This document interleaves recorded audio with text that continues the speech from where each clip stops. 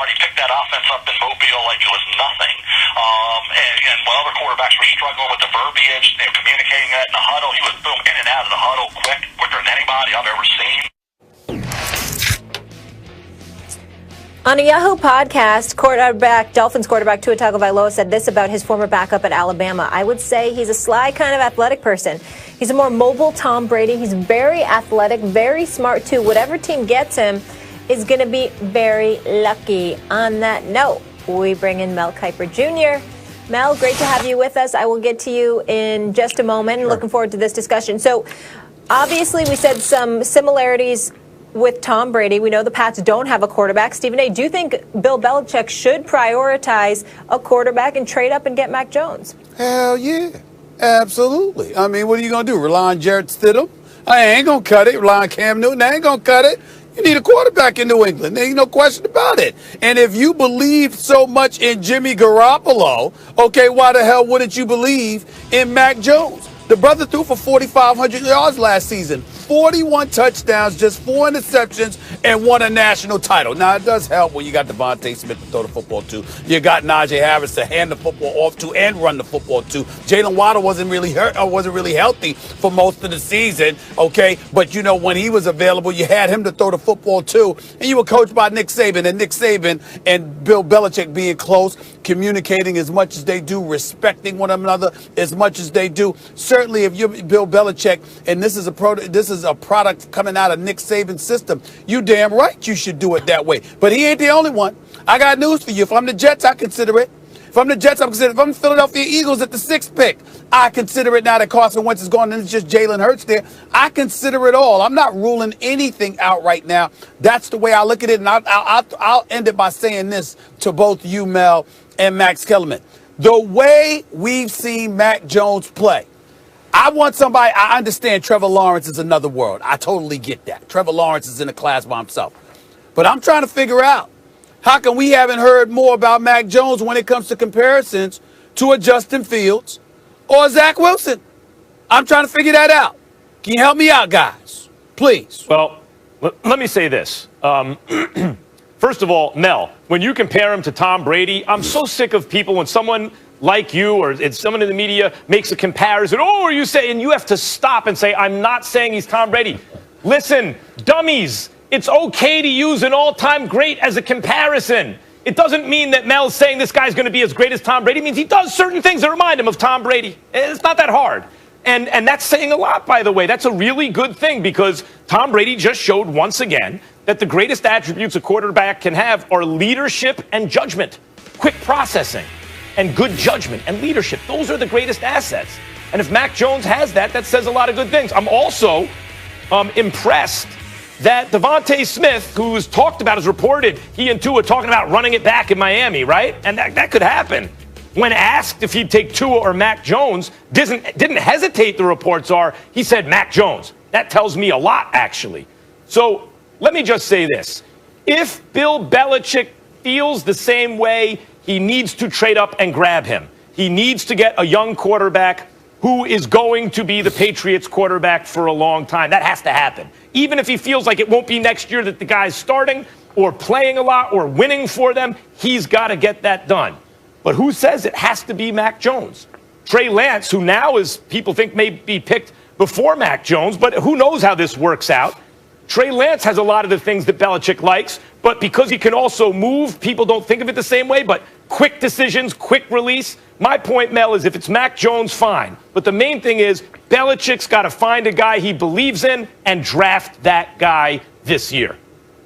No question. And the Mac Jones-Tom Brady comparison came up when I looked at Tom Brady when he came as a late 6th-round pick after they drafted somebody with their pick in the 6th round, a cornerback out of Virginia, New England did. Took Brady as a comp pick late in the 6th round.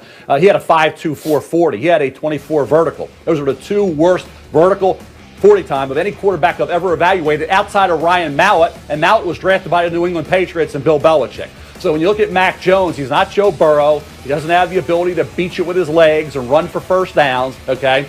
but he slips, he slides, he creates with his legs enough in the pocket to get the ball to those receiving options, as he did in that national championship game when he got the ball to Jaleel Billingsley, tight end, to help beat Ohio State. You think about also Mac Jones, the concern, guys, is only 17 career starts. Okay, that's it. Now, he completed over 77% of his passes. You referenced his touchdown-interception ratio. I've talked about his leadership, his competitiveness, his incredible intelligence. I get all that, his incredible accuracy, but the 17 career starts is the one concern, in addition to being able to move and avoid and create with his legs, okay, enough to get those first downs. In a league now, it's all about mobility and dual-threat quarterbacks. Some have called quarterbacks like Mac Jones a dinosaur. Well, Tom Brady, if he's a dinosaur, he won a Super Bowl with 43. And he was a late sixth-round pick when he came out. I was comparing more Mac Jones to what Tom was when he came out of Michigan, not what he was when he became the greatest of all time. So I think that's why you have to go back and kind of evaluate things as they were, not as they are right now. And when Brady came out, he was a late sixth-round pick for a reason. Right. Ironically, the comp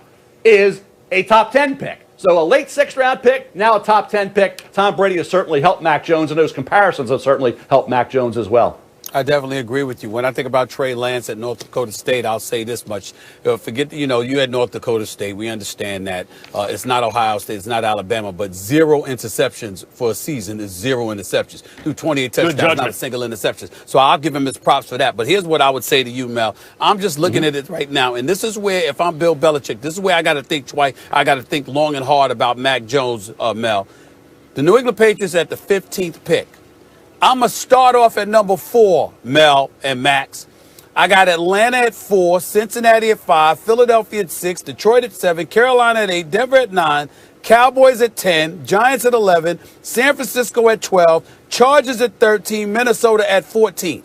From the 4th to the 14th pick, the only teams that definitively don't need a quarterback because they've got their guy are the Chargers at 13, and the Cincinnati Bengals. But even Joe Burrow had the nasty injury, but I think he'll be back. Outside of that, everybody from 4 to 14 arguably needs a damn quarterback. Yeah, unfortunately, so to me, if I'm Bill Belichick, and I got an opportunity to move up to get Mac Jones, I might do that, guys, based on that reality alone. To that, y'all say what? Mel, do you want to I'd say fine, Max. I think we also have to realize as we force quarterbacks up a lot higher than they should be pushed up the board. That's why from 2009 to 2016, 0 of 22 quarterbacks were with the team that drafted them. You're going back to 2000, of the 44 that went in the first round, up till 2016, only 3 right now are with their respective teams that drafted them. That would be, you look at Tom Brady, that was the 2000. That's why I referenced 2000. But the only 3 are Matt Ryan, Ben Roethlisberger, and Aaron Rodgers. That's it. So I think when you look at this, be careful. Like I say, Detroit has Jared Goff. Well, they better draft a quarterback because Jared Goff hasn't proven anything of late. Oh, you know, he took a team to a Super Bowl early on. No, because we don't know how good these quarterbacks are going to be. We all talk them up, and they all get pushed up the board. Some of them fizzle out to nothing. So let's realize if you're the Detroit Lions, take somebody to help Jared Goff, like a wide receiver like Jalen Waddle or Devontae Smith from Alabama, and not take the quarterback. Philadelphia, help out Jalen Hurts. Get a receiver. So this notion you got to take the quarterback, I think is ridiculous. Well, I would say also that there are some quarterbacks whose talent jumps out at you. And those guys, maybe even if you have, for example, what's happening with the Jets or Giants right now, Sam Darnold and Daniel Jones. Even if you have a prospect who you may like, you may look at your own guy and say, is that prospect really better than my own guy? You know, and in the case of Mac Jones, maybe a lot of teams would say no. Not in the kind of measurable way that covers me in the event that it doesn't work out. People like to mitigate risk, right? To hedge against risk. And I just think, and I brought up the Giants, I think about Daniel Jones, Mel, Stephen A. They seem married to that guy. Whereas if I were running the Giants and Mac Jones were available, would I want to try that? Sure. But I'm not sure, Stephen A., 4 through 14, that all those teams are thinking that way. I'd say maybe half of them are looking for quarterbacks, and the other half may not like a non-Trevor Lawrence guy in this draft better than what they have right now, whether or not I agree with them. My only question to you before we get out of this segment, Mel, what about those who would argue that Alabama quarterbacks haven't necessarily been that successful on the pro level? What do you say to that?